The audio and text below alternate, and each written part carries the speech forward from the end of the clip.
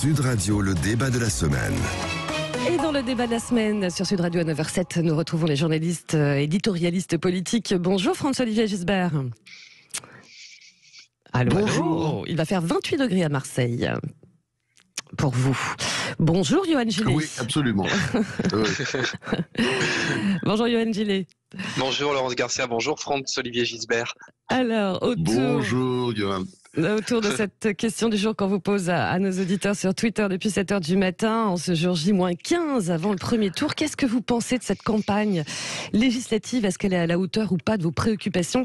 Pour l'instant, messieurs, nos auditeurs à 78% considèrent que non, cette campagne n'est pas à la hauteur et 12% d'entre eux considèrent qu'ils n'iront pas voter. D'ailleurs, selon un sondage IFOP pour le JDD, plus d'un électeur sur deux, 52%, déclarent ne pas avoir l'intention de se déplacer le 12 juin.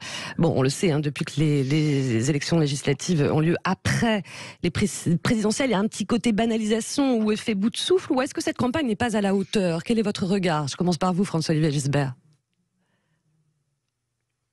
C'est une étrange question, Laurence Garcia. Ah bon? Je suis désolé de vous le dire, parce que j'ai pas remarqué qu'il y avait une campagne électorale. Ah. Il n'y a pas de campagne électorale.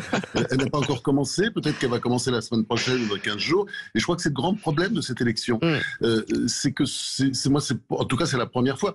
Déjà, la présidentielle, il n'y a quasiment pas eu de campagne, pour toutes sortes de raisons. Macron est rentré tard en campagne et puis il y a eu la guerre en Ukraine. Et là, cette fois-ci, il y a toujours la guerre en Ukraine. Et je ne vois absolument pas les grandes joutes d'autrefois, les grands débats. Et en fait, on peut s'attendre à n'importe quel résultat, puisque vous annoncez une abstention de 52%, ce qui est un score quand même assez considérable. C'est pas moi, c'est l'IFOP. Oui. On a vu ce que donnent les forts taux d'abstention aux dernières municipales. Oui. Vous avez quand même une série de maires escrologistes qui ont été élus dans des grandes villes de France. Mais en ce moment, ils font n'importe quoi. Escrologistes, vous avez dit, France, j'ai pas bien entendu. Vous avez des maires escrologistes. D'accord. Vous avez des maires escrologistes qui ont été élus dans certaines grandes villes de France et qui aujourd'hui font absolument n'importe quoi. Et ils ont été élus avec, quand vous regardez les chiffres, c'est juste absolument incroyable, avec 11% de la population. C'est donc là on a un problème on aura peut-être un problème démocratique après les législatives quand on regardera les chiffres avec combien de suffrages tous ces députés auront été élus. Ouais. Pour rebondir sur ce que vous dites, France, il y a pas mal de messages de nos auditeurs qui réagissent à ce sujet, notamment un auditeur qui nous écrit « Macron ne parle pas des législatives pour ne pas inciter les Français à aller voter. Il sait que l'abstention lui est favorable. » Yoann Gillet. C'est pas sûr, on sait pas. C'est pas sûr? Oui, ça c'est clair qu'on peut pas savoir. Ouais. C'est pas sûr. Non, je pense que c'est pas sûr. En tout cas, Emmanuel Macron, l'abstention lui a bien profité déjà depuis deux présidentielles. Mais je crois que globalement, pour comprendre cette législative, ces élections législatives... elle lui a pas profité au moment des... Quand même, je suis désolé, au moment du Covid. Excuse-moi, Yoann, mais au moment du Covid, ça lui a pas du tout profité. Puisqu'on a vu au municipal comme au régional, c'était pas terrible les scores. Absolument, pour les municipales, donc il n'y a pas trop de règles sur l'abstention, il y a quand même une grande inconnue toujours. Ouais. Non, mais il y a toujours une grande inconnue, et c'est pour ça que je pense qu'on peut dire que la démocratie française, globalement, elle est malade. Alors c'est vrai qu'Emmanuel Macron, moi je trouve qu'il est en train depuis 5 ans de la finir à coups de matraque tout en lui caressant la tête pour faire diversion, ça c'est sa grande spécialité. Mais il n'y a pas que lui. Et je trouve que le mal, il était là avant lui, si vous voulez. Moi, je crois qu'il y a 3 mots qui rongent globalement la société française aujourd'hui. D'abord, c'est le consommateur qui a remplacé le citoyen. Normal, on est dans une société de consommation qui est pensée comme telle, et donc le pouvoir finalement il n'est pas entre les mains des politiques mais entre les mains des marchands, des lobbies. Deuxièmement, je pense qu'il y a un problème aujourd'hui de communautarisation des esprits. On n'est plus dans le combat pour tous, mais on est dans la revendication pour chacun. Le débat sur le Burkini, par exemple, relancé par l'inconscient Éric Piolle, et là je rejoins François-Olivier là-dessus, c'en est l'illustration parfaite. Et puis troisièmement, il y a un processus plus global, je dirais, d'analphabétisation du pays. Analphabétisation du pays, c'est-à-dire? Absolument, c'est le mal qui, à mon avis, explique les 2 précédents mots que je viens de citer. C'est l'effondrement du niveau scolaire des élèves, l'école qui ne remplit plus son rôle, l'incapacité à se projeter en tant que citoyen. Il y a un effondrement notamment total de la maîtrise de la langue française. On regarde entre 87 et 2007 et entre 2007 et 2022, c'est une catastrophe. Et tout cela, bien sûr, renforcé avec par une perte de confiance des politiques, manquement éthique grave, plus la caisse enregistreuse, vous le disiez, Laurence, des législatives qui arrivent comme ça, comme une espèce de validation automatique de la présidentielle. Moi, je suis un petit peu perdu parce que, étant un grand amoureux du débat public et de la démocratie, comme le disait Franz, ça n'existe plus. Mais il y a un espoir dans le tableau noir, c'est que je pense que le citoyen, il n'a pas disparu, qu'il a simplement, finalement, changé d'endroit. La jeune génération, elle est dépolitisée dans les urnes, mais elle n'est pas dépolitisée, notamment dans les associations. Toutes les causes porteuses, comme les causes écologistes, ils ne votent pas pour les écolos, mais ils s'engagent dans des associations qui luttent aujourd'hui pour préserver notre écosystème, pour alerter les politiques sur la destruction aujourd'hui de cet écosystème. Je crois que c'est là que se joue la bataille politique aujourd'hui. Alors, problème, comment est-ce que ça se traduit politiquement pour faire changer les choses? C'est la grande question. Il y a beaucoup de choses dans ce que vous avez dit. Mais oui, mais c'est une question très vaste. Il y en aurait même beaucoup d'autres, à mon avis. Vous voulez rebondir, François-Olivier? Oui, il y a une remarque, je suis pas du tout d'accord sur ce qu'il dit sur l'analphabétisation. C'est-à-dire que c'est sûr qu'il y a un gros problème en France d'illettrisme. Mais alors, de ce point de vue, c'est peut-être quand même, on peut donner un petit coup de chapeau à Macron, parce que pendant ce premier mandat, il s'est passé quelque chose. C'est notamment la nouvelle politique de Jean-Michel Blanquer, qui avait déjà été amorcée d'ailleurs par d'autres ministres de l'Éducation nationale auparavant. Mais là, c'est une politique forte qui donnera des résultats évidemment dans quelques années. On ne peut pas les voir maintenant. Mais c'est de privilégier le primaire, puisque vous le savez très bien, dans les classements PISA de l'OCDE, la France était toujours en bas du tableau. Absolument. Pour une raison très simple, c'est qu'on mettait tout sur le secondaire et on oubliait complètement le primaire. Or aujourd'hui, en France, maintenant, tout est changé. Et ça, c'est la politique de Jean-Michel Blanquer. C'est pour ça qu'il est soutenu d'ailleurs par des gens qui sont, je pense notamment à Jean-Pierre Chevènement. C'est quelqu'un qui a essayé de changer la priorité et on verra les effets. On ne peut pas les voir maintenant, évidemment. Parce que alors j'ai l'impression qu'on s'éloigne un petit peu de notre sujet, messieurs. Et soit sorti et soit dans le cursus universitaire. J'ai l'impression qu'on s'éloigne un petit peu de notre sujet quand même. Juste par rapport à ce désintérêt ou pas des législatives, on a pas mal aussi de messages d'auditeurs qui remettent en cause aussi ce mode de scrutin, où quels que soient les sondages, a priori, ce serait le parti d'Emmanuel Macron et ses alliés qui obtiendraient le plus de sièges. Mais enfin, ce sont tout ça des a priori et des grands guillemets. Et beaucoup ne se sentent pas représentés. Il y a aussi peut-être ça dans cette crise de la démocratie dont vous parlez l'un comme l'autre, et notamment par rapport à ce mode de scrutin pour les législatives.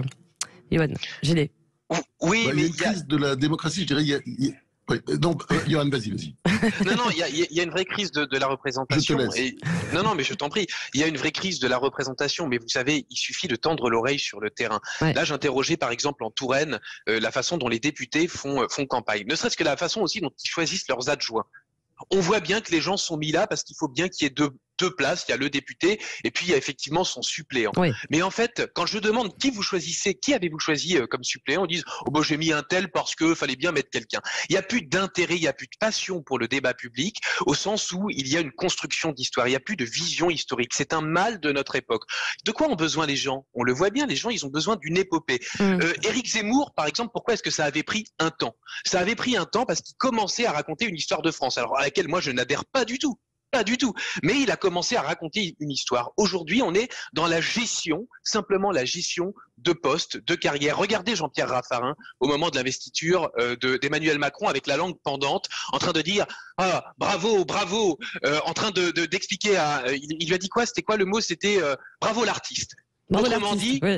dans une situation comme celle-ci, tu as réussi à embrouiller ton monde et à t'en sortir quand même. Ouais. Ce n'est plus que ça la politique. Les gens le voient, les gens le sentent. On est dans une déshumanisation de la politique, dans une banalisation de la politique totalement. Il n'y a plus d'idées fortes qui sont portées. Une réaction rapide, François-Olivier Gesbert. Après, on fait une petite pause et on se retrouve après. Déshumanisation de la politique, c'est pas nouveau. Yoann, ce discours-là, on l'a quand même souvent entendu, déjà, je dirais, il y a 20, 30 ans, 40 ans, c'est un peu une constante. Moi, j'ai envie de plaider pour je suis sûr que tu seras d'accord, la revalorisation de la classe politique. C'est-à-dire qu'elle a été très abaissée, elle est écrasée, elle est humiliée. Elle est attaquée de toutes parts. Donc évidemment, c'est un métier qui n'attire plus. Ça n'intéresse plus comme autrefois. Autrefois, il y avait toujours des tas de gens qui rêvaient de faire la politique. Il n'y a plus de gens qui ont envie aussi de faire de la politique. Et finalement, on se retrouve avec des types de passages, comme tous ces députés En Marche, là, qui semblent d'ailleurs n'en avoir rien à foutre, qui sont là, qui passent, qui votent, etc. Et ça, je crois que c'est le problème de la politique. Et je pense qu'il y a une mesure qui a été prise, d'ailleurs, avec l'assentiment des Français, qui était une grave erreur, qui était le non-cumul des mandats. Oui. Moi, je pense que le cumul des mandats, ça donnait une force à un certain nombre d'élus, c'est-à-dire ils étaient à la fois maires et à la fois députés, ils pouvaient parler fort, et c'est important dans un pays qui est étatiste et jacobin. Nous, on croit qu'on est l'Allemagne, mais c'est pas vrai, la France n'est pas... Absolument. pays décentralisé, ça se saurait, et tout est à Paris. Et donc, c'était important que la province puisse se faire entendre, l'autre France, la France des régions, puisse se faire entendre à travers des politiques fortes. Ça, on ne l'a pas voulu. Ouais. Et puis, je ne parle pas du traitement des politiques par la presse, par les médias. Enfin, c'est à décourager. Quand on voit notamment l'affaire Abad, franchement, je crois pas que ça donne envie à beaucoup de gens de faire la politique. C'est clair. Mais tout à l'heure, je vous ferai réagir dans quelques instants, et vous aussi, nos auditeurs, sur la NUPS aussi, qui propose justement des candidats députés de terrain, citoyens. Est-ce que ça peut fonctionner ou pas? Je vous sens déjà dubitatif, mais on se retrouve dans quelques instants, messieurs. Il est 9h17. Sud Radio, le débat de la semaine. Et on poursuit ce débat de la semaine avec, bien sûr, François-Olivier Gisbert et Yohann Gillet autour de cette campagne législative ou cette absence de campagne législative, comme vous disiez très bien, François-Olivier Gisbert. On parlait à l'instant de la crise de la démocratie, avec des guillemets. Qu'est-ce que vous pensez justement de cette stratégie de la NUPS qui présente pour ces législatives des candidats de la société civile, du terrain actif, comme vous disiez aussi, Yohann Gillet, pour avoir des députés moins hors sol, plus représentatifs, députés de lutte. C'est exactement la stratégie d'Emmanuel Macron en 2017. Donc vous avez le résultat. C'est-à-dire c'était effectivement des gens de la... Parce que l'idée que la politique est un métier qui ne s'apprend pas, la politique ça s'apprend, je suis désolé. Bien sûr. C'est un métier, il faut savoir le faire. Et l'idée, je vais arriver de la société civile, la bouche en cœur et je vais tout changer. Oui, c'était la politique de la République en marche. C'était évidemment sa stratégie. D'ailleurs, il pourrait y faire un procès pour contrefaçon. Macron, je pense qu'il le gagnerait contre nous. Mais vous voyez, Laurence, j'ai noté ce que vous avez dit tout à l'heure. Vous avez dit, là on s'éloigne du sujet, là on part loin. C'est ce que vous avez dit, vous avez raison, ça n'est pas, radiophoniquement parlant, un bon exercice. On ne peut pas partir philosophiquement dans la compréhension ancienne de pourquoi est-ce que, par exemple, ces législatives ne marchent pas. Vous avez raison, ça ne se prête pas à un exercice radio. Et pourtant, le mal est là. Parce que ça pourrait être une très très bonne idée de présenter des candidats citoyens. Oui. Mais encore faut-il qu'en amont, la population ait été initié à l'exercice citoyen, à sa compréhension, aux mécaniques politiques au sens noble du terme, pas au sens des calculs et des stratégies. Non, mais ça vous me posiez la question. Oui.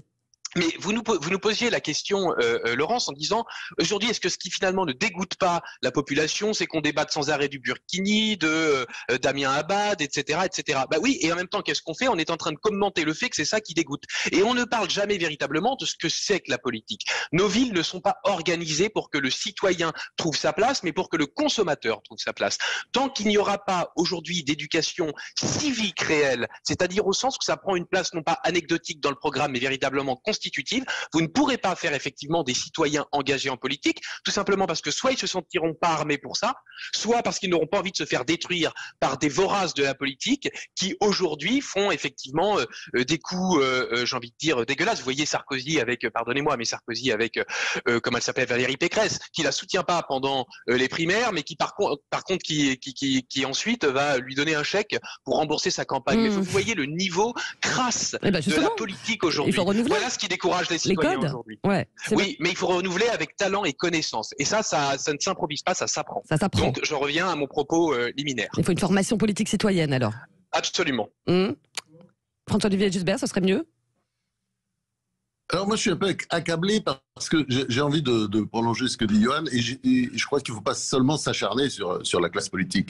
Je pense qu'il y a aussi un problème des Français parce que ça devrait les intéresser. Vous savez, la politique elle répond aussi à la loi de l'offre et de la demande. Et quand il y a une demande et que l'offre correspond, d'ailleurs on l'a vu avec Zemmour qui brusquement est monté à 16%, tout de suite ça marche. Bon, là on a l'impression qu'il y a une sorte d'apathie, ce que le général de Gaulle appelait un avachissement. Et moi je suis d'autant plus consterné par ce qui se passe aujourd'hui avec cette non-campagne, je le répète, une non-campagne. C'est qu'il y a beaucoup de problèmes qui se posent à nous. Il y a une crise économique qui arrive. Parce que c'est bien joli, là. On a fait marcher la planche à billets. Oui. L'inflation est là. L'inflation, elle arrive. Elle est déjà à 9% en moyenne annuelle en Allemagne. Et en France, on en prend le chemin. Et ce sera peut-être 15% dans un an ou deux. Et puis, vous avez surtout les taux d'intérêt qui vont commencer à augmenter. Madame Lagarde l'a annoncé, la patronne de la Banque Centrale Européenne, qui vont commencer à augmenter cet été, qui vont surtout certainement augmenter aussi à la fin de l'année. Les taux d'intérêt, vous savez que les taux d'intérêt, parce que vous jamais c'est 40 milliards. Dès qu'on augmente, c'est 40 milliards d'endettement supplémentaire. Absolument. C'est la charge de la dette qui ne va cesser d'augmenter. Et je pense que ça, vous avez ce problème-là. Vous avez le problème de la guerre en Ukraine. Non, mais attendez, on vit des heures très difficile. Et il y a le problème de la guerre en Ukraine, personne n'en parle. C'est-à-dire qu'on est là, d'accord, c'est intéressant. Moi, je trouve le problème du pouvoir d'achat est fondamental. Il faut en parler aussi. Mais pourquoi est-ce qu'on ne parle pas de la guerre en Ukraine, de la nécessité, par exemple, d'une défense européenne? Pourquoi est-ce qu'on ne parle pas de comment est-ce qu'on peut s'en sortir avec cet endettement et ces déficits? Quel type de politique il faut mener? Enfin, tout ça, ce sont vraiment des sujets très importants. Un mot rapide pour on va être confronté à ce mur dans quelques années, dans quelques semaines, dans quelques mois. Absolument. Un mot pour conclure très rapidement, Johan. Oui, très rapidement, quant à la NUPES, alors qu'on nous a expliqué que les gauches étaient irréconciliables tout simplement parce qu'elles ont des prismes irréconciliables, moi je ne sais pas comment les électeurs vont faire pour s'y retrouver dans cette espèce d'alliance de la carpe et du lapin, où tout semble les opposer, sauf une échéance. Mais au-delà d'une échéance, ça va être un beau bordel à l'Assemblée. Eh bien, on verra. Ah bah, cela dit. À suivre. En tout cas, merci beaucoup, Johan Gillet. Merci, Franz-Olivier Gisbert, d'avoir été avec nous ce matin, avec vos éclairages toujours aussi très vivants. Merci à vous. Côté auditeur, franchement, à 78%, ça ne bouge pas. Nos auditeurs trouvent effectivement que cette non-campagne, en tout cas, ne les passionne pas. À très bientôt, messieurs. Allez, à suivre dans quelques instants, Tous au jardin avec Aurélien Davout.